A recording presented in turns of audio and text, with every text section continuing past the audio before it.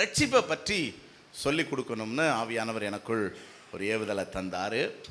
அதுக்கு ஒரு வேதத்தில் இருக்கிற சம்பவத்திலிருந்து நம்ம செய்தியை தொடங்குவோம். நம்ம ஆண்டவர் இயேசு இந்த உலகத்தில் இருந்தப்போ நிறைய விஷயங்களை மக்களுக்கு கதையாக சொன்னார். உவமைன்னு இருக்கும், அதை சொல்லி சில காரியங்களை விளங்க பண்ணார். அப்படி மத்தேயு 22வது அதிகாரத்தில் ஒரு சம்பவம் வருது. ஒரு ராஜா தன்னுடைய மகனுக்கு கல்யாணம் வச்சார். அந்த கல்யாணத்துக்கு சிலரை அவர் அழைத்தார். ராஜா கல்யாண வீட்டுக்கு யாரை அழைப்பார்? அவருடைய தகுதிக்கேற்ற மாதிரி அவர் விரும்புகிற, அவருக்கு சிநேகமாய் நட்பாய் உறவாய் இருக்கிற, என அவர் மதிக்கிற, கனம் பண்ணுகிற சிலரை அவர் அழைத்தார். ஆனால் அழைக்கப்பட்டவர்கள் என்ன செய்யலை, வரல. அவர்களுக்கு மனதில்லைன்னு பைபிளில் போட்டிருக்கு. அவர்களோ வர மனதில்லாதிருந்தார்கள்னு 3வது வசனத்தில் போட்டிருக்கு. அப்புறம் அந்த ராஜா என்ன பண்ணார்னா, கல்யாணம் ஒழுங்கு பண்ணியாச்சு, மண்டபம் பெருசாக பிடிச்சாச்சு, விருந்தெல்லாம் தடபுடலாம் ஆயத்தம் பண்ணியாச்சு, ஆட்கள் வரலன்னா எப்படி இருக்கும் கல்யாணம்? அதனால 9வது வசனத்துக்கு வந்தீங்கன்னா, நீங்கள் போய் வழிச்சந்திகளில் போய் காணப்படுகிற யாவரையும் கல்யாணத்துக்கு அழைத்து கொண்டு வாங்க, பார்க்குற எல்லாரையும் பிடிச்சிட்டு வா அப்படின்னு சொல்கிறாரு. அப்படியே அவங்க போய் பாருங்க, தாங்கள் கண்ட 10வது வசனம், நல்லோர் பொல்லார் யாவரையும் கூட்டிக் கொண்டு வந்தார்கள். அதாவது தகுதி பார்க்கல, இங்க தராதரம் பார்க்கல, புரியுதா? நல்லார் பொல்லார் யாவரையும் கூட்டிக் கொண்டு வந்தாங்க. கல்யாண சாலை விருந்தாளிகளால் நிறைந்தது. இப்ப விருந்தாளிகளை பார்க்கறதுக்கு ராஜா உள்ள வர்றார். அங்க ஒருத்தன் கல்யாண வஸ்திரம் தரித்திராதவனாய் இருக்கிறான். ஒரு கிழிஞ்ச கந்தலான ஒரு ட்ரெஸ்ஸு போட்டிருந்திருப்பான் போல. ஏன்னா அப்போ இவன் கல்யாண வஸ்திரம் தரித்திருக்கலன்னா மற்றவங்கெல்லாம் கல்யாண வஸ்திரம் தரித்திருந்திருக்கிறாங்கிறது தானே அர்த்தம். அப்போ எந்த தகுதி தராதரம் பார்க்காம கர்த்தர் அழைச்சி கொண்டு வந்த ஆட்களுக்கு அவங்க கொஞ்சம் தகுதிப்படும்படி என்ன கொடுக்குறாரு, என்ன கொடுத்திருக்கிறார் அந்த ராஜா? என்ன கொடுத்திருக்கிறார்? கல்யாண வஸ்திரம் கொடுத்திருக்கிறார். இந்த ஒருத்தன்ட்ட என்ன இல்லை? 12வது வசனம் பாருங்க, சிநேகிதனே நீ கல்யாண வஸ்திரம் இல்லாதவனாய் இப்படி வந்தாய் என்று கேட்டான். அதற்கு அவன், பாருங்களேன், அப்பொழுது ராஜா பணிவிடைக்காரரை நோக்கி கையும் காலும் கட்டி கொண்டு போய் அவனை கல்யாண மண்டபத்துக்கு வெளியே போடுங்கள். அப்படின்னா என்ன அர்த்தம்? நரகத்தில் போடுங்கன்னாரு. வெளியே போடுங்கன்னு சொல்லல, எங்க போடுங்க? நரகத்தில் போடுங்க. அந்தபடியே அழைக்கப்பட்டவர்கள் அநேகர், தெரிந்து கொள்ளப்பட்டவர்களோ சிலர். இந்த கல்யாணம்ங்கிறது எதற்கு ஒப்பா இருக்கிறது என்றால், இந்த உலகத்தின் முடிவில் இயேசு வரப்போகிறார். புரியுதா? அவர்தான் குமாரன். பிதாவாகிய தேவன் குமாரனாகிய இயேசு கிறிஸ்துவுக்கு மனவாட்டி ஆகிய சபையை ஆயத்தப்படுத்தி மத்தியாகாயத்தில் எடுத்துக்கொண்டு போய் 7 வருடம் கல்யாண விருந்து பரலோகத்தில் என்ன செய்ய போகுது, நடக்க போகுது. அந்த இயேசு கிறிஸ்துவின் வருகைக்காக தான் நம்ம காத்திருக்கிறோம்.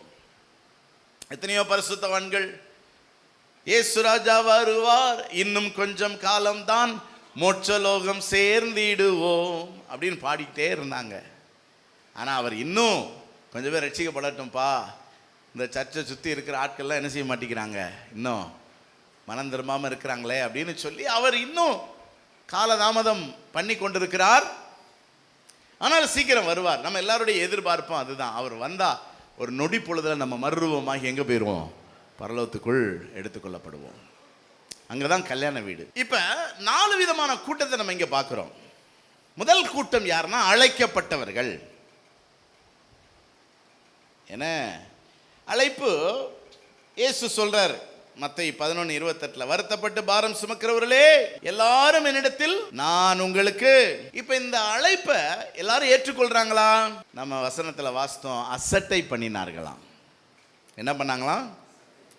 இன்னொரு ஆங்கிலத்தில் எப்படி இருக்குது அப்படின்னா, did not pay attention. அதாவது அந்த அழைப்பை கவனிக்கவே இல்லை. இன்னைக்கு நிறைய பேர் அப்படிதான் சுவிசேஷம் சொல்றோம், நிறைய பேர் என்ன செய்ய மாட்டேங்கிறாங்க, அதை கவனிக்கவே மாட்டேங்கிறாங்க. காதுக்குள்ளேயே அதை வார்த்தைகளை கொண்டு போக மாட்டேங்கிறாங்க. சரி போகட்டும், அந்த குரூப் ஆண்டவர் விட்டுறார். நான் காதுள்ளவன் கேட்க கடவன் தான் சொல்லியிருக்கிறார். ஒரு குரூப் போட்டோம். அடுத்து ஒரு குரூப் இருக்குங்க, பலவந்தம் பண்ணப்பட்டவர்கள். அந்த வழி அருகே நின்று நல்லார் பொல்லார் எல்லாத்தையும் தூக்கிட்டு வாங்கன்னார்ல, அவங்கெல்லாம் எப்படி கொண்டு வரப்பட்டவங்க? பலவந்தம் பண்ணப்பட்டவர்கள். அதாவது ஒரு நிர்பந்தத்தில் சபைக்குள்ள வந்தவங்க. யாரெல்லாம் நிர்பந்தத்தில் சபைக்குள்ள வந்திருக்கிறோம்? நான் சொல்லட்டுமா, நீங்க அத்தனை பேருமே நிர்பந்தத்தில் சபைக்குள்ள வந்தவங்க. நான் என்ன நிர்பந்தத்தில் சர்ச்சுக்குள்ள வந்தேன் தெரியுமா? எங்க அப்பா அம்மா சர்ச்சுக்குள்ள வந்துட்டாங்க. அவங்க என்ன செய்யல? ஞாயிற்றுக்கிழமை வீட்டில் விளையாண்டுக்கிட்டுறான்னு என்ன செய்யல? அவங்க என்ன வலுக்கட்டாயமா பிடிச்சி எங்க தூக்கிட்டு வந்தாங்க. நான் சொல்ல புரியுதா? அம்மா தூக்கிட்டு வந்து உட்கார வச்சது. நம்மளும் எந்திரிச்சு வெளியே போய் ஏதாவது பாப்கார்னு லேஸ் பாக்கெட் வாங்கி சாப்பிட்லான்னா கில்லுன்னு கிள்ளி உட்கார வச்சு போய் பார்ப்போம், ரொம்ப நல்லா இருக்குல்ல அப்படின்ட்டு வந்தோம். அப்படி யாருமே வரல. எல்லாருமே எதில் தான் வந்தோம்? ஒரு நிர்பந்தம், ஒரு போராட்டம், ஒரு பிரச்சனை, ஒரு வியாதி, தொல்லை, துன்பம், கஷ்டம், கடன் பிரச்சனை. ஆமாம், இது ஒரு விதம். இன்னொரு விதம் என்னைய மாதிரி ஒரு கிறிஸ்தவனாக பிறந்து ஏன்னா ஆமாம் நிர்பந்தத்தில் சரி இங்கே தான் இருக்கணும் அப்படின்னு. ஒன்றும் தப்பு கிடையாதுங்க. நான் சொல்கிறதுனால நீங்கள் யாரும் தப்பாக நினச்சிக்கிறாதீங்க. இது தப்பு கிடையாது. நம்ம நிர்பந்தத்தில் தான் வந்தோம். ஏன்னா அழைக்கப்பட்ட விசேஷமானவர்கள் எல்லாம் தேவனுடைய அழைப்பை என்ன செஞ்சிட்டாங்க? அசட்டை பண்ணிட்டாங்க. ஆண்டவர் பாருங்க, நம்மளை நல்லோர் பொல்லோர் எதையுமே பார்க்காம தூக்கி கொண்டு வந்து எங்கே உட்கார வச்சுட்டாரு. அதுக்காக எத்தனை பேர் சந்தோஷப்படுறீங்க? அதாவது இன்னைக்கு சபையில் இருக்கிறதுக்காக யாரும் வருத்தப்படலையே. ஒரு நிர்பந்தத்தில் தான் வந்தோம். ஆனால் வந்ததுக்காக எத்தனை பேர் சந்தோஷப்படுறீங்க? மூன்றாவது ஒன்று, தெரிந்து கொள்ளப்பட்டவர்கள். பாருங்க, இயேசுவோடு நித்திய வாழ்க்கை வாழ்வதற்காகத்தான் நம்மளை ஆண்டவர் தெரிந்து கொண்டிருக்கிறார். நான் சொல்றது புரியுதா? ஏதோ இந்த உலகத்தில் சில நன்மைகள் கிடைக்கணுங்கிறதுக்காகத்தான் நான் வந்தோம் சபைக்குள்ள. கல்யாண சாப்பாடு சாப்பிட தானே வந்தோம்.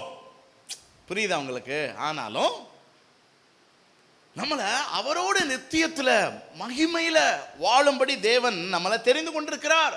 தெரிந்து கொள்ளப்படுதல்னா என்னது? இப்போ ஒரு கம்பெனிக்கு 10 பேர் வேலைக்கு தேவை. 1000 பேர் இன்டர்வியூக்கு வந்திருக்கிறான். எத்தனை பேர் எடுப்பாங்க? நிறைய பேர் வந்திருக்கான்னு சொல்லிட்டு 100 பேரை எடுப்பாங்க. 10 பேர் தான் எடுப்பாங்க. அந்த 10 பேரை எப்படி எடுப்பாங்க? அவனுக்கு இருக்கிற அறிவு, ஞானம், தெளிவு, ஏன்னா புத்தி கூர்மை, ஆட்டிடியூடு, குணநலன்கள். 1000 பேர்த்துல 10 பேர் எடுக்கணும்னா அவன் எவ்வளோ குவாலிஃபைடான ஆளா இருக்கணும்னு கொஞ்சம் யோசிச்சு பாருங்களேன். அப்ப அதே மாதிரி தான் பரலோகம் போறதுக்கு தேவனோட அவரோட அவருக்கு மனவாட்டியானா எப்படி கொஞ்சம் யோசிங்களேன். அவர் எவ்வளவு பரிசுத்தர், அவர் எவ்வளவு நல்லவர், இயேசு எவ்வளவு நல்லவர். எவ்வளவு நல்லவராக இருப்பாரா? நம்மள அளவுக்கு நல்லவராக இருக்க மாட்டார்னு. எவ்வளோ நல்லவர், ரொம்ப ரொம்ப நல்லவர். அவருக்கு பக்கத்தில் மனவாட்டியாக உட்கார போகிற நீங்கள் எவ்வளோ நல்லவங்களாக இருக்கணும். கொஞ்சம் யோசிங்க, நீங்கள் எவ்வளோ நல்லவன்னு சொல்லிக்க யோசிங்க. பக்கத்தில் பார்த்துக்கலுங்க, நீங்கள் எவ்வளோ நல்லவர். ஏங்க நான் ரொம்ப நல்லவா, நான் ரொம்ப நல்லவேன்னு சொல்கிறவங்க கவனத்தை ஒரு இல்லையா சொல்லுங்க பார்க்கலாம். அடா பாவமே, எப்படிங்க நீங்கள் அவர் பக்கத்தில் போய் உட்காருவீங்க மனவாட்டியா? புரியுதா? அப்ப சபையில் இருக்கிற நம்மளை கர்த்தர் தகுதிப்படுத்த விரும்புகிறார். அதுக்கு தான் ஆண்டவர் என்ன செய்யறார்னா என்ன கொடுக்கிறார்? கல்யாண வஸ்திரம். புரியுதா? இப்ப நம்ம ஆள் பாதி ஆடை பாதி தானே. இப்ப நான் ஒரு லுங்கி பனியன் கட்டிக்கிட்டு இருக்கிறேன்னு வச்சுக்கோங்களேன், அது ஒரு கெட்டப்பு. இப்படி போட்டவொடனே அது ஒரு கெட்டப்பு. இன்னும் நான் கோட் ஷூட்லாம் போட்டு வந்தேன்னு வச்சுக்கோங்களேன், அது ஒரு கெட்டப்பு. ஆள் பாதி ஆடை பாதி. அப்ப அந்த வஸ்திரம் நம்மளை அவருக்கு பக்கத்தில் உட்கார தகுதிப்படுத்திடுது. புரியுதா? இது எத்தனாவது கூட்டம்? கூட்டம் அழைக்கப்பட்டவர்கள், ஆனால் அவங்க அசட்டை பண்ணிட்டாங்க. 2வது கூட்டம் நம்ம தான் பலவந்தமாக தூக்கி கொண்டது உட்கார வைக்கப்பட்ட கூட்டம். ஆனால் நம்மளை ஆண்டவர் தெரிந்து கொண்டதுனால என்ன செய்கிறார்? கர்த்தர் தகுதிப்படுத்த முயற்சி பண்ணுறார். 4வது ஒரு கூட்டம் இருக்குது, ஆண்டவர் தகுதிப்படுத்த முயற்சி பண்ணும்போதே நான் தகுதி படமாட்டேன், கல்யாண வஸ்திரம் தரிக்க மாட்டேன், நான் இப்படியே கந்தை துணியில தான் இருப்பேன், அசிங்கமாக தான் இருப்பேன் அப்படின்னு இருக்கிற ஒரு சிறு கூட்டம். இங்கே ஒருத்தன் தான் சொல்லியிருக்குது. நான் ஒருவேளை கல்யாணத்துக்கு 1000 பேர் அழைக்கப்பட்டிருந்திருக்கலாம், அங்கே ஒருத்தன் கல்யாண வஸ்திரம் தரிக்கலை அப்படின்னு சொல்லியிருக்குது. அப்போ இன்றைக்கு இந்த செய்தியில் நீங்கள் நானும் புரிஞ்சுக்கிட வேண்டிய விஷயம் என்னென்னா, கல்யாண வஸ்திரம் வேணும். புரியுதா? கல்யாண வஸ்திரம் தரித்தா தான் யார் பக்கத்தில் நம்ம உட்கார முடியும்? மணவாளன் இயேசுவின் பக்கத்தில் உட்கார முடியும். 7 வருடம் மத்திய ஆகாயத்தில் கல்யாண விருந்து, கீழே 7 வருடம் அந்தி கிறிஸ்துவனுடைய ஆட்சிக்கு கிட்டத்தட்ட எல்லாமே ஆயத்தமாயிருச்சு. உலகம், நான் சொல்கிறது புரியுதா உங்களுக்கு? இந்தியாவில் இருக்கிற அவ்வளவு ப்ராப்பர்ட்டியையும் தனியார் மயமாக்கிக்கிட்டு இருக்கிறாங்கல்ல. ஏன் கவர்மெண்ட் எல்லாத்தையும் தனியார் மயமாக்குது தெரியுமா? கவர்மெண்ட் இனி எதிர்காலத்தில் கவர்மெண்ட்டாக இருக்காது. ஏன்னா இந்தியா கிடையாது. இந்தியாவை ஏற்கனவே பாரத்னு மாற்றிட்டாங்க, தெரியுமா உங்களுக்கு? நம்ம தான் இந்தியான்ட்டுக்கிட்டு இருக்கோம், ஆனால் கெசட்டில் பாரத்னு மாற்றிட்டாங்க. ஏன்னா இந்த இந்திய தேசத்தை உலக நாடுகளுக்கு இந்தியா விற்க போகிறது. உலக நாடுகள் அத்தனையையும் 10ஆ பிரிக்க போகிறாங்க. நான் சொல்றது புரியுதா? அந்த 10 நாடுகளில் இந்த இந்தியாவும் சேர்ந்துடும். இப்போ இந்தியா தனி நாடு கிடையாது. கொஞ்ச நாள் அப்படி மாறப்போகுது. நம்ம யாருக்குமே அது தெரியாது. எல்லாமே மறைமுகமாக வேலை நடக்குது. அந்த 10 நாடுகளுக்கு 10 ராஜா எழும்புவான். அந்த 10 ராஜாக்களும் அந்தி கிறிஸ்துவின் கரத்தில் ஒரே ராத்திரி அதிகாரத்தை ஒப்பு கொடுப்பாங்க. 10 நாடுகள் ஏற்கனவே பிரிச்சுட்டாங்க. இந்தியா ஏற்கனவே அந்த 10 நாடுகளில் ஒன்றாத்தான் இருந்துக்கிட்டு இருக்கு. அதனால தான் உலக வங்கி அவ்வளோ கடன் கொடுக்குது. அதனால தான் உலக நாடுகளில் ஐஸ்வர்யவான்களுடைய ஆதிக்கம் பெருகிக்கிட்டே போகுது. அதில் ஒரு 10 ராஜாக்கள் எழும்ப போகிறாங்க. 10 ஐஸ்வர்யவான்கள் எழும்ப போகிறாங்க. அவங்க கரத்தில் தான் ராஜ்யங்கள் வரப்போகுது. அவங்க எல்லாரும் சேர்ந்து அந்தி கிறிஸ்து கரத்தில் அதிகாரத்தை என்ன செய்ய போகிறாங்க? ஒப்பு கொடுக்க போகிறாங்க. அந்தி கிறிஸ்து 7 வருஷம் இந்த உலகத்தை ஆட்சி செய்ய போகிறான். அந்த நாட்களில் ஆமாம், இந்த உலகத்தில் பயங்கரமான சம்பவங்கள் நடக்கும். ஆனால் அதுக்கு முன்னாடி கர்த்தர் சபையை என்ன செய்ய போகிறாரு? 7 வருஷம் அவரோடு கூட நம்ம என்ன செய்ய போகிறோம்? இருக்க போகிறோம். அதுக்கப்புறம் இங்கே நம்ம எல்லாரும் தேவனோடு வந்து 1000 வருடம் இந்த பூமியை நம்ம என்ன செய்ய போகிறோம்? அதுக்கப்புறம் நித்தியத்தில் புதிய வானம் புதிய பூமியில் போய் நம்ம என்ன செய்ய போகிறோம்? நிரந்தரமாக வாழ போகிறோம். அதனால் அற்ப கூழுக்காகலாம் என்ன செஞ்சுக்கிட்டு இருக்காதீங்க. அபிஷேகத்தை, கிருபைகளை, ரட்சிப்பை இழந்துக்கிட்டு இருக்காதீங்க. அதுக்கு தான் இந்த செய்தி ஆண்டவர் கொடுக்குறாரு. தகுதிப்படுங்க. 2025 வந்துருச்சு, தகுதிப்படுங்க. இந்த வருஷம் மட்டும் ஜாலியாக இருந்துக்கிடுவோம், அடுத்த வருஷம் பார்த்துக்கலாம்னு நினைக்காதீங்க. ஆண்டவர் வரும்போது கல்யாண வஸ்திரம் இருக்கான்னு என்ன செய்வார்? கல்யாண வஸ்திரம் இல்லைன்னா என்ன செய்ய மாட்டார்? சொல்லுங்கோ, சத்தமாக சொல்லுங்கோ. ஆமாம், இந்த கல்யாண வஸ்திரம் எது தெரியுமா? ஏசாயா 61:10 பாருங்க. மணவாளன் ஆபரணங்களினால் தன்னை அலங்கரித்துக் கொள்ளுகிறதற்கு, மணவாட்டி நகைகளினால் தன்னை சிங்காரித்துக் கொள்ளுகிறதற்கு ஒப்பாக அவர் ரட்சிப்பின் வஸ்திரங்களை எனக்கு உடுத்தி நீதியின் சால்வை எனக்கு. பாருங்க எப்படி நம் மணவாட்டி சபையை கர்த்தர் தகுதிப்படுத்துகிறார் பாருங்க. அந்த கல்யாணத்துக்கு நமக்கு என்ன வஸ்திரம் கொடுக்குறாரு? ரட்சிப்பின் வஸ்திரம். அந்த கல்யாண வஸ்திரத்துக்கு என்ன பேர் போட்டிருக்கு பைபிளில்? ரட்சிப்பின் வஸ்திரம். அந்த ரட்சிப்பு என்ற ஒன்றை நமக்கு கொடுப்பதற்காகத்தான் இயேசு இந்த பூமிக்கு என்ன செஞ்சார்? வந்தார். புரியுதா? ஸோ இன்னைக்கு ரட்சிப்புன்னு ஒன்று நம்ம வாழ்க்கையில் இல்லைன்னா நமக்கு இயேசுநாதருக்கு சம்பந்தமே இல்லை. இயேசு மதத்தை ஸ்தாபிக்க வரல, ரட்சிக்க வந்தார். பாவிகளை ரட்சிக்க இயேசு இந்த உலகத்துக்கு வந்தார். ரட்சிப்பு, ஒருவேளை கிறிஸ்தவராக பிறந்திருக்கலாம், கிறிஸ்தவனா வாழ்ந்துக்கிட்டு இருக்கலாம், ஆனால் ரட்சிப்புன்னு ஒன்று இல்லைன்னா நமக்கு இயேசுக்கும் சம்பந்தமே இல்லை. லவோதிக்கியா சபை, வெளிப்படுத்தல் 3:17, லவோதிக்கியா சபை எப்படி இருந்துச்சா? நிர்பாக்கியம் உள்ளவனும் பரிதபிக்கப்படத்தக்கவனும் தரித்திரனும் குருடனும் நிர்வாணியா இருக்கிறத அறியாமல். அந்த வஸ்திரம் இல்லைங்கிறதே அவனுக்கு என்ன செய்யலை. இப்போ யோசித்து பாருங்களேன், கல்யாண வஸ்திரம் எல்லாம் போட்டிருக்கான், இவன் மட்டும் இல்லைன்னா இவன் என்ன செஞ்சிருந்துருக்கணும்? இந்த ட்ரெஸ் எங்கே தராங்க அப்படின்னு போய் என்ன பண்ணியிருந்துருக்கணும்? புரியுதா உங்களுக்கு? ஆனால் அவன் தான் தகுதி இல்லாமல் இருக்கிறோம் என்ற அறிவே இல்லாமல் இருந்திருக்கிறான்னா அதுதான் இன்னைக்கு சபையினுடைய நிலைமை. இன்னைக்கு சபை என்ன நினைக்குது? பரிசுத்தமா இருக்கிறோம், நீதியா இருக்கிறோம், எல்லாம் ரொம்ப யோக்கியமா இருக்கிறோம், ரொம்ப நல்லவங்களா இருக்கிறோம், ஒரே ஆராதனை தான், ஆட்டம் பாட்டம் தான், கொண்டாட்டம் தான், என்னமோ இயேசுநாதர் வந்தவொடனே அப்படியே பறந்து போற மாதிரி. இதான் கடைசி கால சபை, லவோதிக்கியா சபை. வெளிப்படுத்தல் 16:15 பாருங்க. இதோ திருடனை போல் வருகிறேன் ஆண்டவர் சொல்லியிருக்கிறார். இதோ நான் வர்றேன். எப்படி வர்றேன்? திருடனை போல வர்றேன்னு என்ன அர்த்தம்? ரகசியமா வர்றேன்னு அர்த்தம். அதான் ரகசிய வருகை. இயேசு கிறிஸ்துவினுடைய வருகை எப்படி இருக்கும்? வர்றதும் தெரியாது, போறதும் தெரியாது. எடுத்துக்கொள்ளப்பட்டுருவாங்க. ஒரு சிலர் கைவிடப்படுவாங்க. கைவிடப்பட்டவங்களுக்காக இந்த கர்மேல் சபை திறந்தே இருக்கும். ஆனால் அப்படி யாரும் இருக்கக்கூடாதுன்னு நாங்கள் என்ன செய்கிறோம்? அதுக்கு தான் இரவும் போலும் போராடுறோம். ஏன் தொண்டைக்கிளியே கத்தி கத்தி பிரசவம் பண்ணுறோம். என் மனைவியும் ஒவ்வொரு ஞாயிற்றுக்கிழமையும் எனக்கு அறிவுரை சொல்லி தான் அனுப்புகிறாங்க. இங்கே வருங்க, கத்துன்னு கத்தாதீங்க. கத்துறதுனால ஒரு பிரயோஜனமும் இல்லை. அமைதியாக சொல்லுங்க, கேட்குறவங்க கேட்பாங்க, சொல்கிறாங்க. ஆனாலும் நமக்கு அந்த ஆவி இருக்குல்ல, வைராக்கியம், பாரம், அதில் தான் நமக்கு சத்தம் வந்துடுது. கத்தணும்னு என்ன நேர்த்திக்கடனா இல்லை.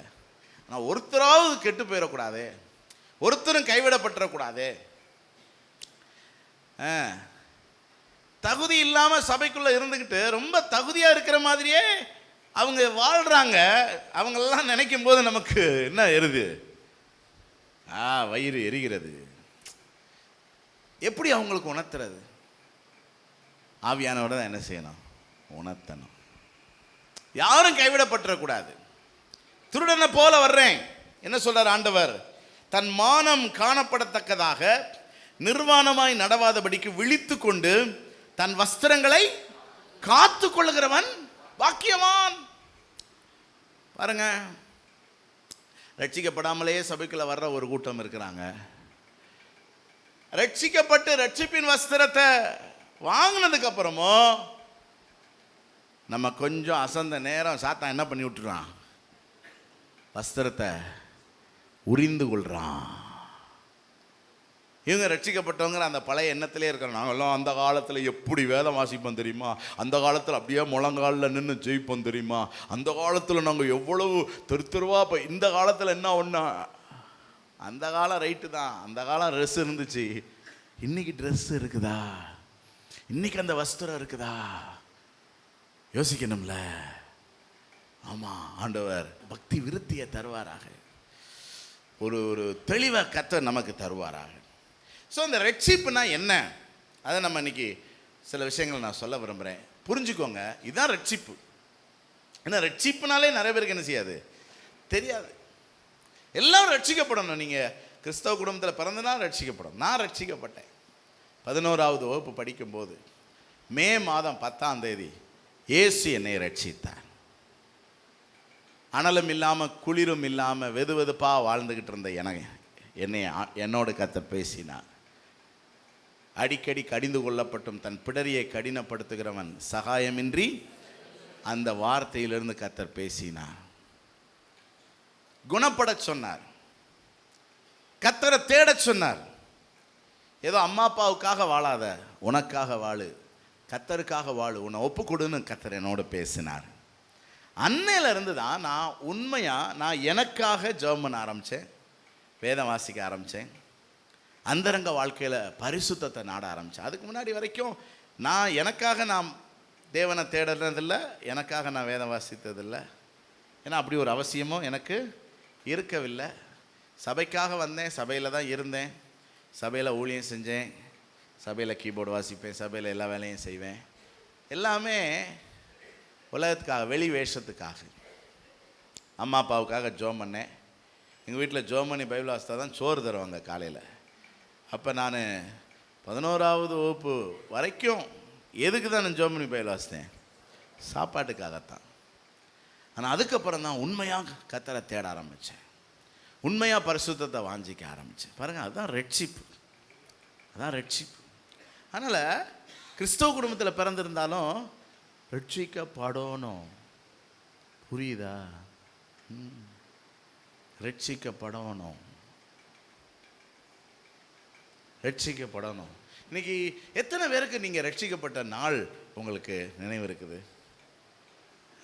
சொல்லுங்க பார்க்கலாம். சொல்லுங்க பார்க்கலாம். நான் ரட்சிக்கப்பட்ட 1997 மே 10. கரெக்டாக எனக்கு இதே மாதிரி ஷார்ப்பாக டேட் தெரியும் பாஸ்டர் சொல்கிறவங்க மட்டும் கை வைத்தாமல் இல்லையோ சொல்லுங்க பார்க்கலாம். சரிங்களா? ஒரு சில பேர் அட்லீஸ்ட் இன்னைக்காவது ரட்சிக்கப்பட்டு டேட்டை எழுதி வைங்க. இந்த செய்தியை கேட்டதுக்கு அப்புறமாவது இப்போ தான் ரட்சிப்புனா என்ன நினைச்சுது புரியுது. இது வரைக்கும் நீங்கள் ஒரு வேளை யாருக்காகவோ ஜெபம் பண்ணிட்டு இருந்திருக்கலாம், பாஸ்டருக்காக ஊழியம் செஞ்சுட்டு இருந்திருக்கலாம், யாரோ சொல்கிறாங்க அல்லது கிறிஸ்தவ குடும்பத்தில் பிறந்துட்டோம், ஒரு நிர்பந்தத்தின் பேரில் இருக்கணும் அப்படின்னா நிர்பந்தத்தில் தான் வந்தோம், இல்லைன்னு சொல்லலை. கல்யாண வஸ்திர தரித்து கொள்ளுங்க, உங்களை நீங்கள் தகுதிப்படுத்தி கொள்ளுங்க, உங்களை ஆண்டவருக்கு என்று அர்ப்பணிங்க. ஆண்டவரே எனக்கு நீங்கள் தான் தெய்வம், உங்களுக்கு நான் பிள்ளை, இன்னிலிருந்து நான் உங்களுக்காக வாழ போகிறேன். வாஞ்சிங்க, கத்தரை நேசிங்க. என்ன ஸோ அட்லீஸ்ட் இன்னைக்காவது உங்களில் அநேகருக்கு ரட்சிப்பின் நாளாக மாறுவதாக.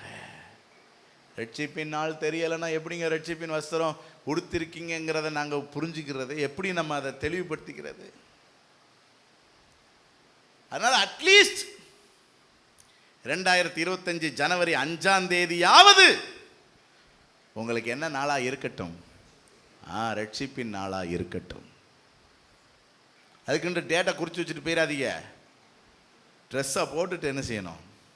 ரட்சிப்புனா என்ன? 1 பாவத்திலிருந்து விடுதலை. 1 தீமோத்தேயு 1:15 சொல்லுது, பாவிகளை ரட்சிக்க இயேசு உலகத்துக்கு வந்தார். அப்போ இயேசு இந்த உலகத்துக்கு வந்தது எதுக்காக? ரட்சிக்க. எதுலேருந்து ரட்சிக்க? பாவத்திலிருந்து ரட்சிக்க. இப்போ ரட்சிப்பு என்பது என்னது? பாவத்திலிருந்து விடுதலை. பாவத்திலிருந்து விடுதலைனா என்ன? பாவம்ங்கிறது செயல் அல்லங்க, சுபாவம். பாவம் என்பது என்னதுங்க? சொல்லுங்க பார்க்கலாம். செயல் அல்ல, சொல்லுங்க சத்தமா, சுபாவம். ரோமர் 7:15 சொல்லுது, நான் செய்கிறது எனக்கே, நான் விரும்புகிறதை செய்யாமல். யாராவது பாவத்தை விரும்பி அங்க செய்யறோம். இப்படி நான் விரும்பாததை செய்கிறவனா இருக்க நியாயப்பிரமாணம் நல்லது நான் ஒத்துக்கிறேன். நியாயப்பிரமாணம் என்னது? ஓய்வு நாளை பரிசுத்தமா ஆசரிக்க, தகப்பனையும் தாயையும் பொய் சாட்சி, கொலை செய்யாதிருப்பாயாக, விபச்சாரம், களவு, பிறர் பொருளை. எத்தனை பேருக்கு இதெல்லாம் பிடிக்கும்? அதெல்லாம் பிடிக்கும். நம்மளை பிரசங்கம் பண்ண சொன்னோம்னு வச்சுக்கோங்களேன், வானத்தை 7 துண்டா கிழிச்சிருவோம். புரியுதுல? ஆமா,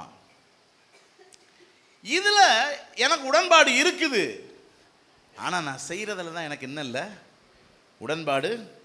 ஆதலால் நான் அல்ல, எனக்குள் வாசமாயிருக்கிற பாவம். இப்ப உள்ள பாவத்தை வச்சுக்கிட்டு வெளியே எப்படிங்க பரிசுத்தமா வாழ முடியும்? இப்ப இயேசு எதுக்கு வந்தார்? அதனாலதான் நியாயப்பிரமாணத்தை அவர் நிறைவேற்ற வந்தேன்னு ஆண்டவர் சொன்னார். அதாவது திரும்ப நம்மளை நியாயப்பிரமாணத்துக்கு உட்படுத்த அவர் வரல. என்ன? நியாயப்பிரமாணம் சுபாவத்தை மாத்தாது. நியாயப்பிரமாணம் எதைத்தான் கட்டுப்படுத்தும்? எதை கட்டுப்படுத்தும்? மின்சாரத்தை கட்டுப்படுத்துமோ? நியாயப்பிரமாணம் எதை கட்டுப்படுத்தும்? செயல். ஏன்னா விபச்சாரம் செய்யாதிருப்பா என்று பூர்வத்தார் சொல். விபச்சாரம் செய்கிறவன் கல்லறிந்து என்ன செய்யணும்? பாவம் செஞ்சா என்ன வரும்? கல் அறிஞ்சு கொன்றுவாங்க. இவன் நியாயப்பிரமாணத்தினால செயலை கட்டுப்படுத்துகிறான். ஒருத்தன் வாடா பீடி குடிச்சிட்டு வரோண்டா, அம்மா அப்பாவுக்கு பிடிக்காது, பாஸ்டருக்கு பிடிக்காது. அம்மா அப்பா பாஸ்டர் எல்லாம் வெளியூர் போயிட்டாங்கடா. அப்படியா? வெளியே தெரியாதா? பீடி குடிச்சிட்டு என்ன பண்ணிடுவான்? என்ன பண்ணுவான்? ஏதோ வாயில போட்டு பீடி குடிச்சா கேன்சர் வரும். அது 100 தடவை குடிச்சாலாம்டா கேன்சர் வரும். ஒரு தடவை குடிச்சாலாம் என்ன வராது? அவன் எத்தனை தடவை குடிச்சிட்டு நல்லா இருக்கான். பயப்படாதடா, நீ பயந்த காரியம் உனக்கு நேரிடும், நீ அஞ்சினது உனக்கு. விசுவாசத்தோட கூடிடா. நமக்குள்ள யார் வாசம் பண்றா? கர்த்தர். ஒரு தடவைக்கெல்லாம் என்ன செய்யாது கேன்சர்லாம். சும்மா இழுத்து பாருங்க. இவனுக்குள்ள பாவ சுபாவம் இருக்கிறதுனால வெளியே பரிசுத்தமா இருக்கான், ஆனா உள்ள இல்ல.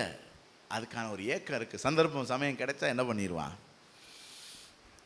அப்படியே டைவ் அடிச்சிருவான் பாவத்துக்குள்ள. ஏன்னா அப்படித்தானே நம்ம வீட்டில் பிள்ளைகள் அப்படியே பூவா பிஞ்சா வளருதுங்க. நம்மளும் என்ன நினச்சிடும், என் பிள்ளை வசனம் சொல்லுது, என் பிள்ளை பாட்டு படிக்குது, என் பிள்ளை முக்காடை ஓட்டு அப்படியே அந்நிய பாஷை பேசுது, பாஸ்டர் என் பிள்ளை அப்படியே எப்படியே 10வது வர வரைக்கும் தான். 11வதுக்கு அப்புறம் ஏதோ ஒரு பழமொழி சொல்லுவாங்க, ஏதோ ஒரு மாடு, காஞ்ச மாடு, அப்படியே உலகத்துக்குள்ளே போன உடனே என்ன பண்ணிடுதுங்க, பிரித்து மேய்ஞ்சிருதுங்க. எங்கே வச்சு முக்காடு, எங்கே வச்சு நேர் முழங்கால், எங்கே போச்சு வசனம், புரியுதா? அதனால தான் எல்லாரும் ரட்சிக்கப்படணும். ரட்சிப்பு என்பது என்ன? இயேசு நம்மை பாவ சுபாவத்திலிருந்து என்ன செய்கிறார்? விடுதலையாக்குகிறார். லூக்கா 19:9 இன்றைக்கு இந்த வீட்டுக்கு யாருக்கு சொன்னாரு? சகைவு. சகை பாருங்க, பாவி, ஊரறிய பாவி. ஊர் ஜனங்கள் சொல்றாங்க இயேசுவை பார்த்து, இவர் என்ன பாவியான மனுஷனிடத்துல தங்கும்படி போறாருன்னு. அப்படி ஒரு பாவி. ஆனா இயேசு அவனை ரட்சித்த உடனே, அவனுக்குள்ள ரட்சிப்பு வந்த உடனே அவனுக்கு என்ன மாறுச்சுங்க? சுபாவம். சுபாவம். அதனாலதான் அவனால் பாவத்தெல்லாம் தூக்கி எறிய முடிஞ்சுது. சொல்ல புரியுது அவங்களுக்கு? அதனால கவனிங்க தேவ பிள்ளைகளே, நீங்க உங்களுக்குள்ள பாவ சுபாவத்தை வச்சுக்கிட்டு உங்களை நீங்க ஏமாத்திக்கிட்டு இருக்காதீங்க. உங்களுக்குள்ள பாவ சுபாவம் இருந்தா என்ன இல்லை? ரட்சிப்பின் வஸ்திரம் இல்லை, ரட்சிப்பின் அனுபவம் இல்லை. ஆண்டவர்கிட்ட ரட்சிப்பை கேளுங்க. ரட்சகர் இருக்கிறாருங்க. எவ்வளவோ பாவிகளெல்லாம் ஆண்டவர் ரட்சிக்கிறாரு. யோசித்து பாருங்க, நம்மளை ஆண்டவர் ரட்சிக்க மாட்டாரா? என்ன? ஆமா, இருக்கிற நிறைய பேரை ஆண்டவர் பாவ சுபாவத்திலிருந்து ரட்சித்திருக்கிறார். அப்படி ரட்சிக்கப்பட்டவங்களா அல்லேலூயா சொல்லுங்க பார்க்கலாம். ஆமாங்க, ரட்சித்திருக்கிறார். ஆனாலும் சில கள்ள பருப்புகள் என்ன செய்யுது? அது வேற யாரும் இல்லை, என்னைய மாதிரி இந்த கிறிஸ்தவ குடும்பத்தில் பிறந்தவங்க, வேற ஒன்றும் இல்லை. ஆண்டவர் அறியாத மார்க்கத்திலேருந்து ஆண்டவர் ரட்சிக்கும் போது அந்த ரட்சிப்பு நல்லா இருக்குது. ஆனால் அப்படி இல்லாமல் ஒரு கிறிஸ்தவ குடும்பத்தில் பிறந்திருந்தால் நம்மளுடைய கிரியைகளினால் வருகிற நீதியையே நம்ம என்ன செஞ்சுருக்கிறோம்? சார்ந்து இருக்கிறோம். நான் சர்ச்சுக்கு போகிறேன், நான் ஜெபம் பண்ணுறேன், நான் உபவாசம் இருக்கேன், நான் ஊழியம் செய்கிறேன், நான் சபையில் ஊழியம் செய்கிறேன், நான் சபையில் நிறைய வேலைகள் செய்கிறேன், பாஸ்டருக்கு என்னை ரொம்ப பிடிக்கும், எல்லாம் சரிதான், அதுக்கெல்லாம் பலன் உண்டு, அதுக்கெல்லாம் கர்த்தர் உங்களை ஆசீர்வதிப்பார். ஆனால் பரலோகம் போக முடியாது. பரலோகம் போகிறதுக்கு என்ன வேணும்? ரட்சிப்பின் வஸ்திரம் வேணும், ரட்சிப்பு வேணும். அதே மாதிரி சரி, ரட்சிக்கப்பட்டோம், பாவ சுபாவத்திலிருந்து ஆண்டவர் விடுதலை தந்துடுறாரு. இருந்தாலும் என்னைக்கோ ஒரு நாள் நம்ம அறியாத நேரம் பிசாசு நம்முடைய வஸ்திரத்தை சில பேர்கிட்ட என்ன செஞ்சிடறான்? கழட்டி விட்டுறானே. அப்போ அவங்க திரும்பவும் பாவத்துக்குள்ளே என்ன செஞ்சிடறாங்க? விழுந்துடுறாங்களே. அப்படி ஆளை பார்க்குறோம் தானே. அப்போ இன்னைக்கு இந்த இடத்துல இப்போ யாருக்கெல்லாம் எனக்குள்ள பாவ சுபாவம் இருக்குன்னு உணர்றீங்களோ, இன்றைக்கு இயேசு உங்களை ரட்சிக்க விரும்புகிறார். ரட்சிக்கப்படுங்க. ரட்சிப்பு ஆண்டவர்கிட்ட கேளுங்க. என்னை ரட்சியும் ஆண்டவரே, ஆண்டவர்கிட்ட ஜெபம் பண்ணுங்க. 2வது, பாவ மன்னிப்பு. மனிதன் செய்கிற பாவத்துக்கு என்ன உண்டு? தண்டனை உண்டு.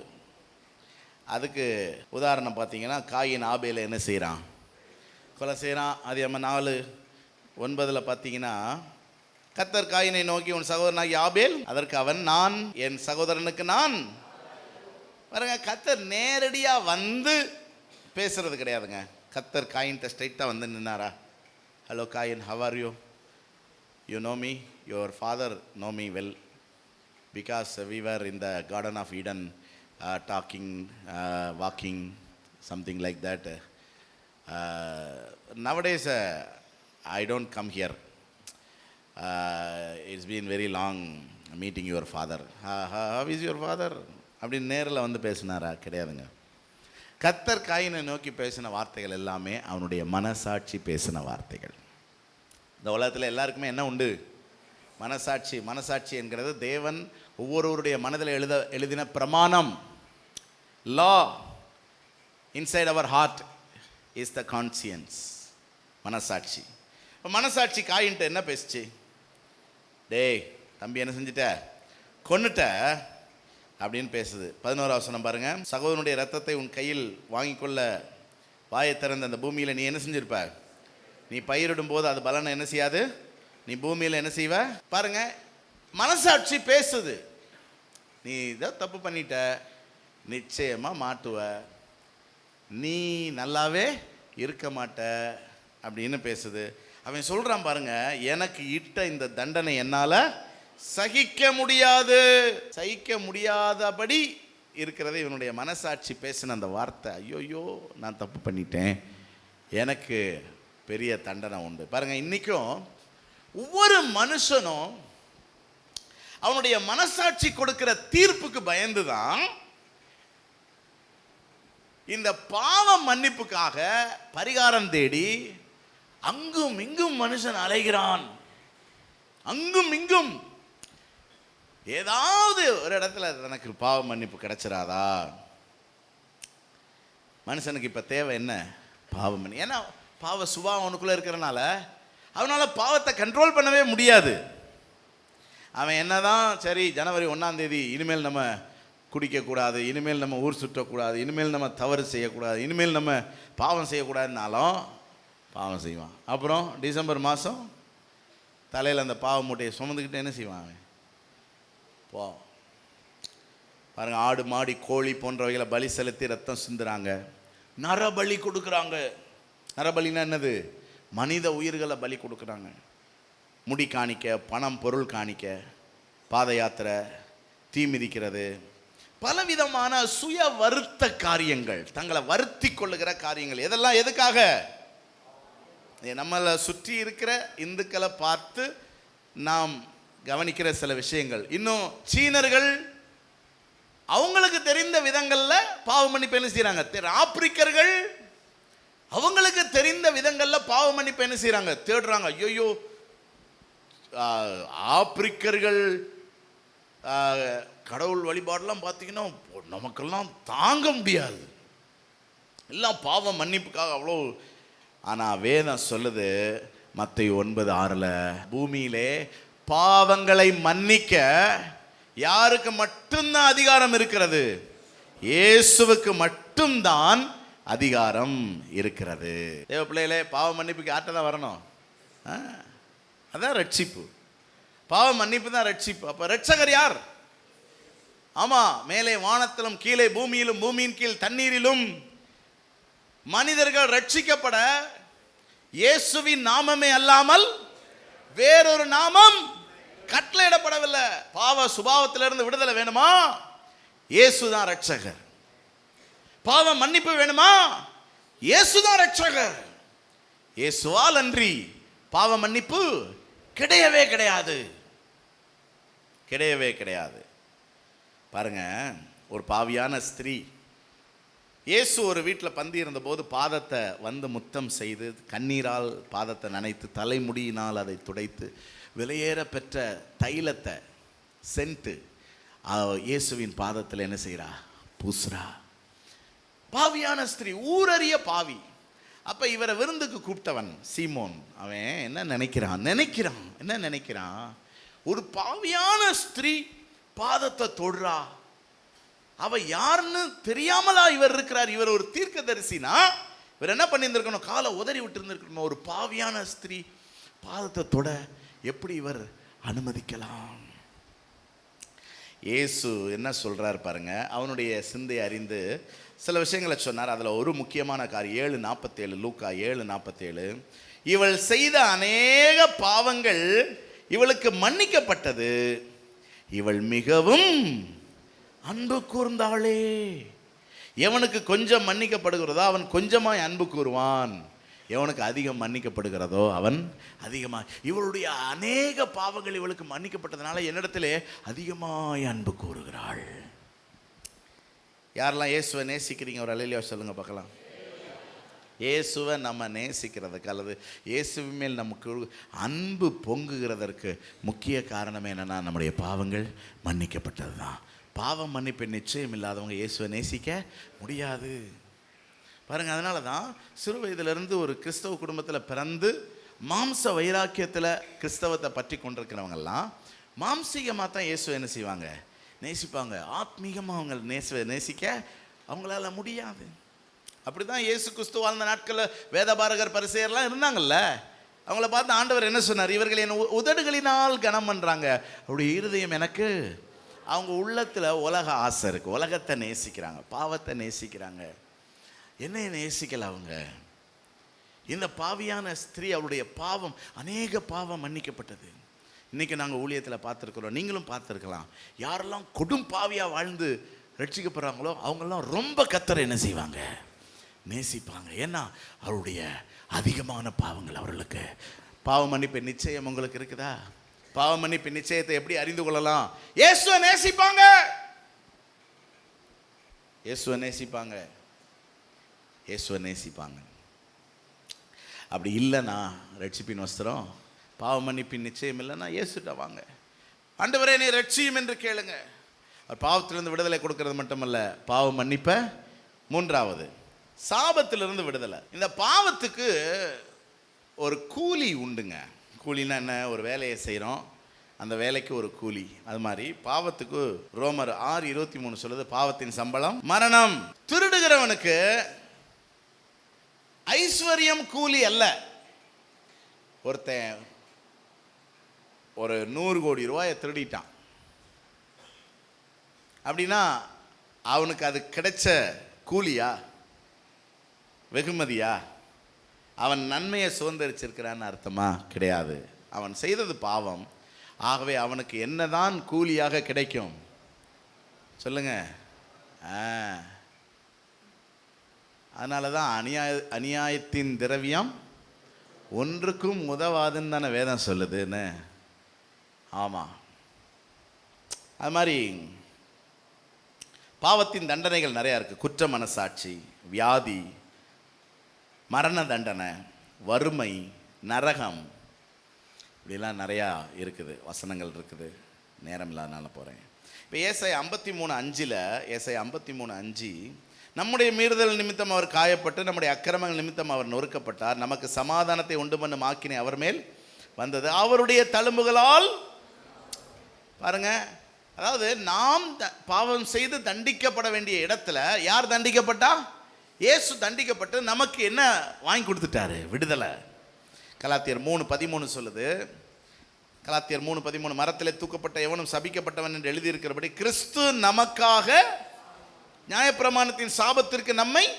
நியாயப்பிரமாணத்தின் சாபம்னா என்னன்னா, நியாயப்பிரமாணம் தான் சொல்லுது, நீ இதை செஞ்சா உனக்கு கல்லெறி, பல்லுக்கு பல், நீ அவன் பல்ல உடைச்சில ஓம் பல்லு உடைக்கப்படணுங்கிறது நியாயப்பிரமாணம் கொடுக்கிற தண்டனை. அதுக்கு பேர் தான் நியாயப்பிரமாணத்தின் சாபம். பிதாக்களுடைய அக்கிரமத்தை 3ஆம் 4ஆம் தலைமுறை மட்டும் நான் விசாரிப்பேன் ஆண்டவர் சொல்றாருல, அதுதான் நியாயப்பிரமாணம் சொல்லுகிற தீர்ப்பு, தண்டனை. அப்ப இந்த சாபம்ங்கிறது எத்தனை தலைமுறை வரைக்கும் தாண்டி போகும் பாருங்க.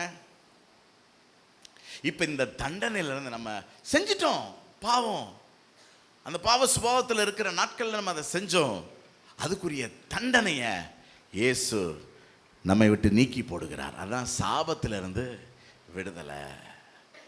சாபத்திலிருந்து விடுதலை. இந்த விடுதலையை யார் ரொம்ப நல்லா அனுபவிப்பா தெரியுமா? யாருக்கு உலக பிரகாரமாக இது நல்லா தெரியும், புரியும் தெரியுமா? இந்த மரண தண்டனையிலேருந்து விடுதலை பெறான்ல அவனுக்கு தான் அந்த விடுதலையினுடைய தெரியும். அதே மாதிரி பாவத்திலிருந்து விடுதலை பெற்றவங்களுக்கும் சாபத்திலிருந்து விடுதலை பெற்றவங்களுக்கும் அந்த சந்தோஷம் இருக்கும் அவங்களுக்கு. ஆகவே ஏதோ ஒரு சாபம் உங்களை தொடருதுன்னு நீங்கள் நினச்சிங்கன்னா நீங்கள் ரட்சிக்கப்படுங்க. ரட்சிக்கப்பட்டீங்கன்னா நம்ம வாழ்க்கையில் என்ன கிடையாது? சாபம் கிடையாது. 4வது, ரட்சிப்புனா என்ன? பாவத்திலேருந்து விடுதலை, பாவ மன்னிப்பு, சாபத்திலேருந்து விடுதலை. 4வது, தேவனோடு உள்ள உறவு. லூக்கா 19:9 சகைவுக்கு ஆண்டவர் சொன்னா, இன்றைக்கு இந்த வீட்டுக்கு இவனும் ஆபிரகாமுக்கு. பாருங்க, ரட்சிக்கப்பட்டவனே இவன் யாருடைய குமாரன் ஆயிட்டான்? ஆபிரகாமின் குமாரன் என்றால் இயேசுவுக்கு பிள்ளைன்னு அர்த்தம். லாசரு என்ற தரித்திரன் மரித்து தேவதூதர்களால் கொண்டு போய் யாருடைய மடியில் விடப்பட்டான்? ஆபிரகாம் மடியில் விடப்பட்டானே. யார் மடியில் விடப்பட்டான்னு அர்த்தம்? தேவனுடைய மடியில தான். புரியுதா? அதனால ஆபிரகாமின் குமாரன்னா யாருடைய குமாரன் அர்த்தம்? அப்ப சகேயு யாருடைய பிள்ளை ஆயிட்டான்? அப்போ ரட்சிப்பில் நமக்கு கிடைக்கிற ஆசீர்வாதம் என்னன்னா, நம்ம யார் பிள்ளை ஆயிடுறோம். 1 யோவான் 3:8 சொல்லுது, பாவம் செய்கிறவன் பிசாசினால் உண்டாயிருக்கிறான். ஆங்கிலத்தில் என்ன போட்டிருக்குன்னா, பிலாங்ஸ் டு டெவில். பிலாங்கிங்னா தெரியுமா? உங்களுக்கு முன்னாடி வச்சிருக்கிற அந்த ஹேண்ட்பேக்கு யாருடையது? இவ்வளோ யோசிக்கிறீங்க. அப்போ இந்த ஹேண்ட்பேக் இஸ் ஹெர் பிலாங்கிங். புரியுதா? அவர்கள் உடையது. அது மாதிரி பிலாங்ஸ் டு டெவில்னா யாருடையவர்கள்? பாவம் செய்கிற வரைக்கும் நம்ம யாருடையவர்கள்? அடுத்த வசனம் ரொம்ப ஆசீர்வாதமாக சொல்லியிருக்குது பாருங்க, தேவனால் பிறந்த எவனும், அதில் என்ன போட்டிருக்குன்னா, God's children cannot keep on being sinful. இந்த சகையோ யாருடைய பிலாங்கிங்காக இருந்தான் இது வரைக்கும்? பிசாசு. அதனால தான் பாவம் செஞ்சுக்கிட்டு இருந்தான், பிசாசினால் உண்டாயிருந்தவன். இப்போ ரட்சிக்கப்பட்டவனே யாருடைய பிள்ளை ஆயிட்டான். புரியுதா உங்களுக்கு? ரட்சிக்கப்பட்டவங்க யாருடைய பிள்ளை? பிள்ளைன்னா என்ன அர்த்தம்? ரோமர் 8:15 எல்லாரும் தான் பிள்ளைன்னு சொல்லிக்கிறோங்க. நான் இயேசுவின் பிள்ளை, பயமே இல்லை அப்படின்ட்டு பயந்துக்கிட்டே பாடுறது. இயேசுவின் பிள்ளைகள் நாங்கள். அடுத்து எப்போதும் அழுது கொண்டு இருப்போம். நல்லா இங்கே பாடும்போதெல்லாம் நல்லா தான் பாடுறீங்க, அதுக்கப்புறம் ஒப்பாரி வைக்கும் போது தான் நம்மளால் என்ன செய்ய முடியல. ஏம்மா நீ இயேசுவின் பிள்ளைங்கிற என்னத்துக்கு ஒப்பாரி வைக்கிற? பாருங்க, ரோமர் 8:15 சொல்லுது, அந்தப்படி திரும்பவும் அழுகிறதற்கு, திரும்பவும் ஒப்பாரி வைக்கிறதுக்கு, திரும்பவும் கவலைப்படுகிறதற்கு, திரும்பவும் பயப்படுகிறதற்கு நீங்க அடிமைத்தனத்தின் ஆவியை பெறாமல் பிதாவை என்று அப்படின்னா என்ன அர்த்தம்? ஜெபம் பண்ணலாம். எதுக்குனாலும் என்ன பண்ணுங்க? ஜெபம் பண்ணுங்க. எனக்கு ஒத்தாசை வரும் பர்வதத்துக்கு நேராக என் கண்களை, எனக்கு ஒரு தகப்பன் உண்டு. அவர் என்ன கேட்டாலும் என்ன செய்வார்? எனக்கு ஒரு பிரச்சனைனா நான் யார்கிட்ட போவேன்? சொல்லுங்க, சத்தமாக சொல்லுங்க. புரியுதா உங்களுக்கு? அந்த ஆவி. அப்போ எனக்கு என் ஜெபத்துக்கு பதில் கொடுக்குற, என் தேவைகளை சந்திக்கிற, எனக்காக யுத்தம் பண்ணுகிற, எனக்காகவே இருக்கிற, இரவும் பகலும் உறங்காமலும் தூங்காமலும் இருக்கிற ஒரு தகப்பன் இருக்கிறாருன்னு அந்த புத்திர சுவிகார ஆவி இருந்துச்சுன்னு வச்சுக்கோங்களேன், நான் எதுக்காவது பயப்படணுமா? ஒரு நிகழ்ச்சியில், அதாவது தகப்பன் இல்லாத வாழ்க்கை எப்படிப்பட்டது அப்படின்னு ஒரு டிபேட். அதில் ஒரு 35 வயசு இருக்கும். அந்த வயதுள்ள ஒருத்தர், அவங்க அப்பா ஒரு 5 வருஷத்துக்கு முன்னாடி இறந்துட்டார். அவர் சொல்கிறார், அப்பா இல்லாத வாழ்க்கை எப்படி? அவர் சொல்கிறார், ஒரு இன்செக்யூரிட்டி. அப்பா இருந்தார், அப்பா ஆலோசனை தந்தார், அப்பா இருக்கிற வரைக்கும் ரொம்ப ஒன்றும் தெரியாது இல்லை. அப்பா இறந்துட்டார். இப்போ என்ன மாதிரி உங்களுக்கு இப்போ பிஸ்னஸ் இருக்குது சொல்கிறாரு, எனக்கு சம்பாத்தியம் இருக்குது, செல்வாக்கு இருக்குது, எல்லாமே என்னால் செய்ய முடியும், ஆனாலும் ஒரு பயம், ஒரு இன்செக்யூரிட்டி இருக்குது. பாருங்கள், இன்றைக்கி நிறைய தேவ பிள்ளைகள் இன்செக்யூரிட்டியில் வாழ்கிறாங்க, ரட்சிக்கப்படலை. நீங்கள் ரட்சிக்கப்பட்டீங்கன்னா ஜெபம் பண்ணுவீங்க. ஜெபம் பண்ணாதவங்க யாருமே என்ன செய்யலை? ரட்சிக்கப்படலை. அவங்க என்ன செய்வாங்க? ஒப்பாரி வச்சுக்கிட்டே இருப்பாங்க, அழுதுகிட்டே இருப்பாங்க. ஏன்னா அவங்களுக்குள்ள அந்த இன்செக்யூரிட்டி இருந்துக்கிட்டே இருக்கும். நம்ம என்ன பண்ண போகிறோம்? ஏன் இப்படி என் வாழ்க்கையில் நடக்குது? ரட்சிக்கப்பட்டவங்களுக்கு பிரச்சனை இல்லை, அவங்களுக்கு ஒரு அப்பா இருக்கிறார். அதனால எதுக்குனாலும் ஆண்டவர்கிட்ட போய் என்ன செய்வாங்க? அழுவாங்க, புலம்புவாங்க. ஆமாம், வெளியே சந்தோஷமாக இருப்பாங்க. ஏன்னா எனக்கு ஒரு தகப்பன் உண்டு, அவரே என் தேவன், எல்லாமே அவரிடத்திலிருந்து வந்தன, நானும் அவருக்காக. புரியுதா? அதனால் ரட்சிப்பின் வஸ்திரம் இருக்கான்னு கொஞ்சம் யோசித்து பாருங்கள். ஜெபம் பண்ணுறீங்களான்னு கொஞ்சம் யோசித்து பாருங்கள். ஜெபம் பண்ணாதது அது ஏதோ ஒரு சந்தர்ப்பவாதம் கிடையாது. ஆமாம், அது இருதய கடினம். ஜெபிக்காதவர்கள் தேவனுடைய பிள்ளைகள் அல்ல. உங்களுக்குள்ள அந்த ஆவி வேலை செய்யலை. அப்பா பிதாவை என்று கூப்பிடத்தக்க புத்திர சுவிகார ஆவி என்ன செய்யலை? வேலை செய்யலை. ஏன் பிள்ளைகளெல்லாம் ரட்சிக்க பண்ணணும்னு சொல்கிறோம் அப்படின்னா, பிள்ளைகள்கிட்ட உனக்கு ஏதாவது வேணா கத்தட்ட கேளுனா, இப்போ நீ எதுக்கு இருக்கிறன்னு கேட்குதுங்களா? எத்தனை பெற்றோர் அப்படி குத்தப்பட்டு இருக்கிறீர்கள்? கரங்களை உயர்த்தி ஒரு அழிலியா சொல்லுங்க பார்க்கலாம். நீ தானே அப்பா அம்மா, நீ தானே வாங்கி கொடுக்கணும் அப்படிங்கிறதுங்க. பாருங்க, அப்போ ரட்சிப்பில்லை. ரட்சிக்கப்படணும். 5வது, ரட்சிக்கப்படுகிறவர்களை கர்த்தர் சபையில் சேர்க்கிறார். அப்போஸ்தலர் 2:47 சபையோடு ஐக்கியமாக இருக்கணும், ஞாயிறு ஆராதனைக்கு வரணும், ஏன்னா சபையில் ஒருத்தர் நேசிக்கணும், சபையில் போதகரை என்ன செய்யணும், ரெட்டிப்பான கணத்துக்கு பாத்திரராக எண்ணணும். எபிரேயர் 10:25 சபை கூடி வருதலை விட்டுறாதீங்க. எபிரேயர் 13:1 சகோதர சிநேகம் நிலைத்திருக்க கடவுது. 1 தீமோத்தேயு 5:17 நன்றாய் விசாரணை செய்கிற மூப்பரில் ரெட்டிப்பான கணத்துக்கு பாத்திரராக எண்ணுங்க. சபையோடு நமக்கு நல்ல ஐக்கியம் வேணும்.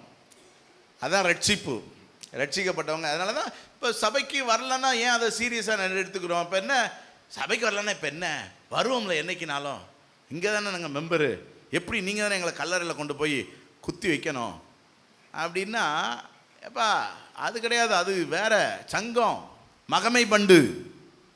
இது சபை, ரட்சிக்கப்பட்டவருடைய சங்கம். இது நான் ரட்சிப்பின் வஸ்திரம் தரித்திருக்கிறேங்கிறதுக்கு அடையாளம் எது? சபை கூடி வரதில் விட்டு விடாது இருப்பது. சபை கூடி வரதில் விட்டு விடலைன்னாலே ரட்சிப்பின் வஸ்திரம் இல்லைன்னு அர்த்தம். அதனால தான் சபைக்கு வராதவங்களை விழுந்தடிச்சு கவனிக்கிறோம், வாங்க வாங்கன்னு சொல்கிறதுக்கான காரணம் இதுதான். அதுதான் ரட்சிப்பு. ரட்சிக்கப்பட்டவங்களை கர்த்தர் எங்கே வச்சிருக்கிறாரு? சபையில். கடைசியாக பரலோகத்தில் கொண்டு போய் சேர்க்கிறார். யோவான் 3:16 சொல்லுது, ரொம்ப ஃபேவரட்டான ஒரு வேர்ட்ஸ். இதுதான் முழு வேதாகமத்துக்குமான திறவுகோல் வசனம். யோவான் 3:16 தேவன் தம்முடைய ஒரே பேரான குமாரனை விசுவாசிக்கிறவன் எவனோ அவன் கெட்டு போகாமல் அவரை தந்தருளி இவ்வளவாய் உலகத்தில் பாருங்க நித்திய ஜீவன், பரலோக பாக்கியம், பரலோக பாக்கியம். அதனால தான் வெளிப்படுத்தல் 16:15 நம்ம வாஸ்தவம், திருடனை போல் வருகிறேன், மானம் காணப்படத்தக்கதாக நிர்வாணமாய் நடவாதபடி விழித்து கொண்டு தன் வஸ்திரங்களை காத்து கொள்ளுகிறவன் பாக்கியவான். மற்ற 25:10 5 பேர் ஆயத்தமாக்கப்பட்டவர்கள், 5 பேர் ஆயத்தம் இல்லாதவர்கள். வேதம் என்ன சொல்லுது? ஆயத்தமாக இருந்தவர்கள் அவரோடே கல்யாண வீட்டுக்குள், கல்யாண வஸ்திரம் தரித்திருந்தவர்கள் அவரோடே கல்யாண வீட்டுக்குள். புரியுதா? இப்போ ரட்சிப்புனா என்னது? பரலோகம் போகிறது. ரட்சிப்புனா என்னது? சத்தமாக சொல்லுங்க. ஆமாம். அதனால் ரட்சிக்கப்பட்டீங்களாங்கிறத கொஞ்சம் நல்லா உறுதிப்படுத்திக்கோங்க. நீங்களா சபைக்கு வர்றோங்கிறத வச்சு பரலோகம் போயிடலான்னு முடிவு பண்ணிடாதீங்க. ரட்சிப்பின் வஸ்திரம் நமக்கு வேணும். 6 காரியங்கள் பார்த்துருக்குறோம். என்னென்னது? முதல்ல பாவ சுபாவத்திலேருந்து நமக்கு என்ன வேணும்? விடுதலை வேணும். ஏதாவது பாவ பழக்க வழக்கங்கள் இருந்துச்சுன்னா ரட்சிக்கப்படுங்க. ஆமாம், ரட்சிப்புனா என்ன? சுபாவம் மாறும். என்னால் விட முடியலை, திரும்ப திரும்ப பாவத்தில் விடுறேன்னா ரட்சிக்கப்படலைன்னு அர்த்தம். உபவாசம் இருந்து ஜோம் பண்ணுங்க, ஆண்டவரே என்னை ரட்சியும்னு 2 கையை தூக்கி ஆண்டவர்கிட்ட கத்துங்க, கதறுங்க, உபவாசம் இருங்க, ஜோம் பண்ணுங்க, ரட்சிக்கப்படுங்க. ரட்சிக்கப்படலைன்னா பரலோகத்துக்கு என்ன செய்ய முடியாது? வர முடியாது. 2வது பாவ மன்னிப்பு வேணும். பாவ மன்னிப்பு தான் ஆண்டவரை நேசிக்க வைக்கும், உலகத்தை வெறுக்க வைக்கும். ஆமாம், நீங்கள் நிறைய பேருக்கு பாவ மன்னிப்பு நிச்சயம் இல்லை, அதனால் உலகத்தை நேசிக்கிறாங்க. அது உலகத்தை நேசிக்கிறது என்ன அப்படின்னா, அப்படி தங்களுடைய இருதயத்தை அப்படி தேத்திக்கிறது. பாவ உணர்வு வேற, குற்ற உணர்வு வேற. புரியுதா? பாவ உணர்வு எப்போ வரும்னா இயேசுவை நெருங்கும் போது வரும். சகைவுக்கு அதுதான் வந்துச்சு. அப்போ தன்னுடைய பாவ சுபாவத்தை குறித்த ஒரு அறிவு உண்டாகி நான் பாவி அப்படின்னு ஒத்துக்கிடுவாங்க. நான் பாவி. அப்போ பாவிக்கு என்ன வேணும்? ரட்சகர் வேணும். அதனால தான் இவன் ரட்சகரை தேடி வரான். சகை பாவிங்கிற அந்த உணர்வோட தான் யாரை தேடுறான்? இயேசுவை தேடுறான்.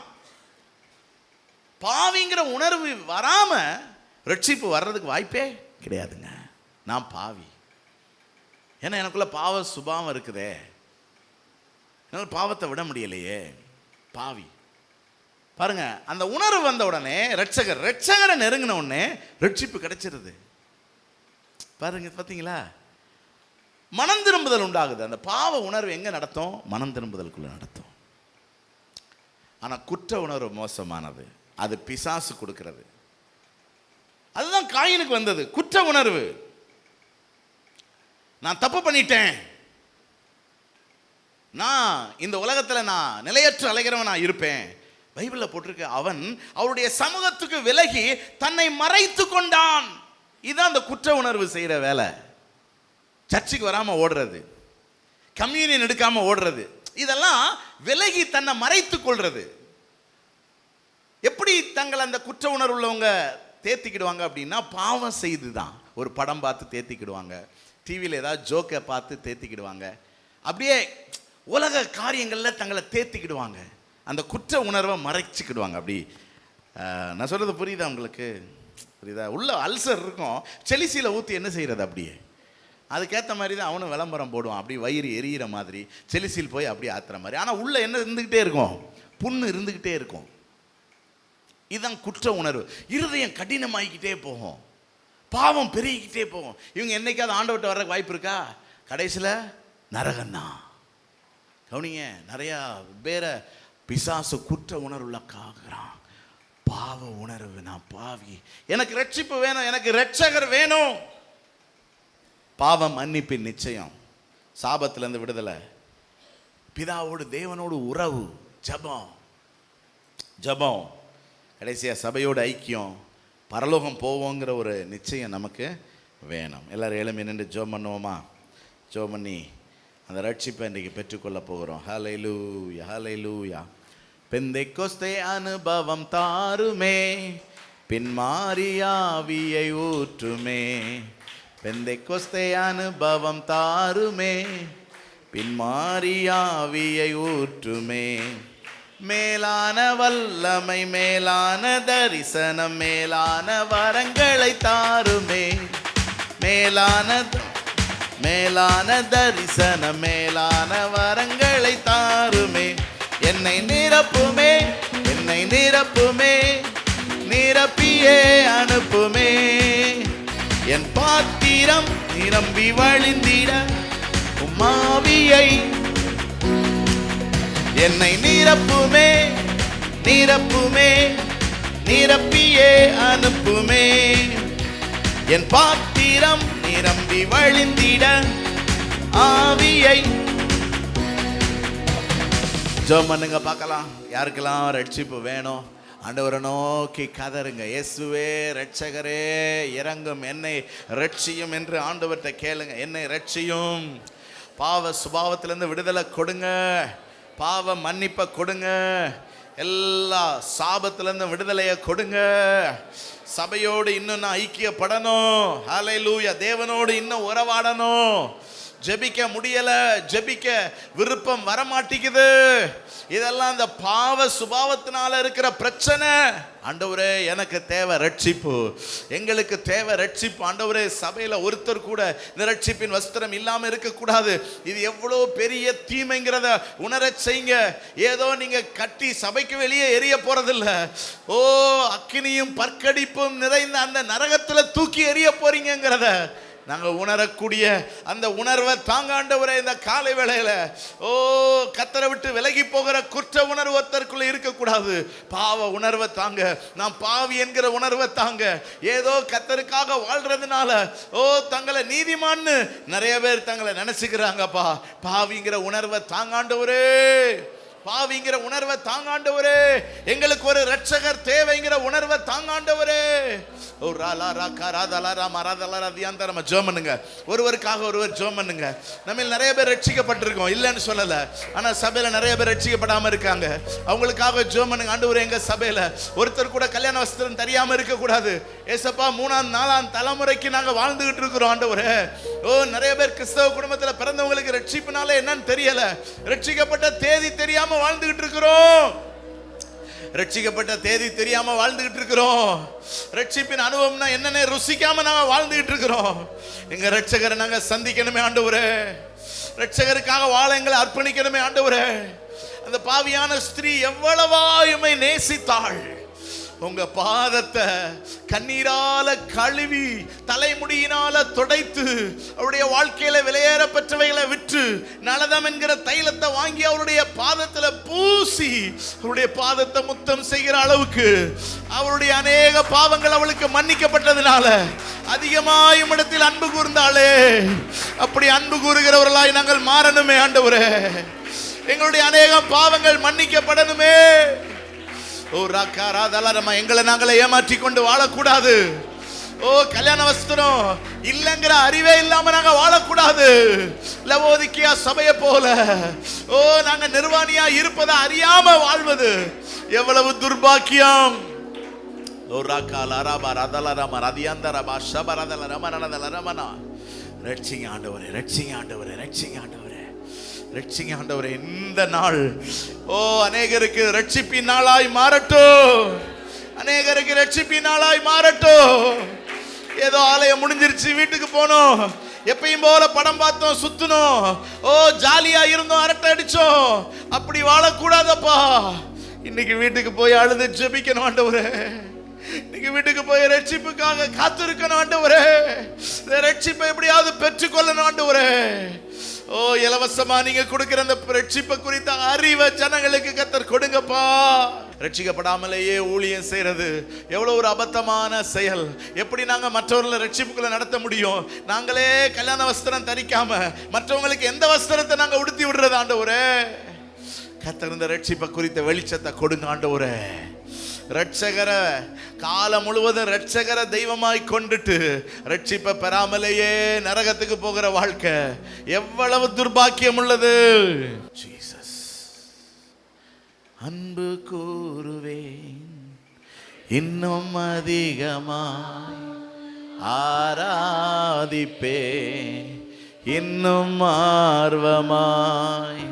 அன்பு கூறுவேன் இன்னும் அதிகமாய், ஆராதிப்பே உம்மை முழு உள்ளத்தோடு, ஆராதிப்பே முழு பலத்தோடு. ஓஹோ ஆராதனை ஆராதனை ஆராதனை ஆராதனை ஆராதனை ஆராதனை ஆராதனை. தகப்பனே, இந்த சத்தியத்தில் நடக்க கர்த்தர் எங்களுக்கு கிருபை கொடுங்கப்பா. இயேசுவின் நாமத்தில் பிதாவே.